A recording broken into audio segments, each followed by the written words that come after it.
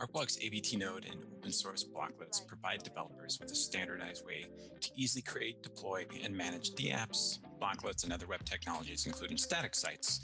In this demo, we're going to see how to quickly deploy an HTML site using an open source blocklet on top of ArcBlock's ABT node developer platform. As we go through this, it's very easy to see how anyone can deploy static sites, websites, and other online services in just a single click. So let's go ahead and actually get started.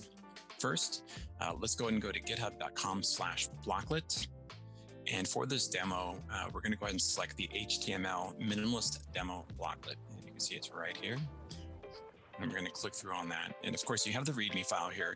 But in this particular demo, we're going to actually go ahead and just select Open in Gitpod to launch our dev environment. And while this starts, it's important to note that all of the blocklets on github.com/blocklet are open source and ready for anyone to modify and use for their own projects.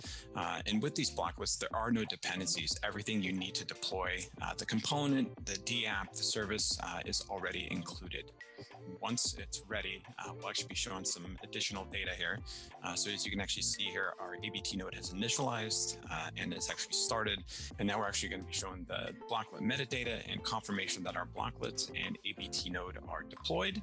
So in your window, you can also see that the URLs are generated for us, and we can simply click on those to get started.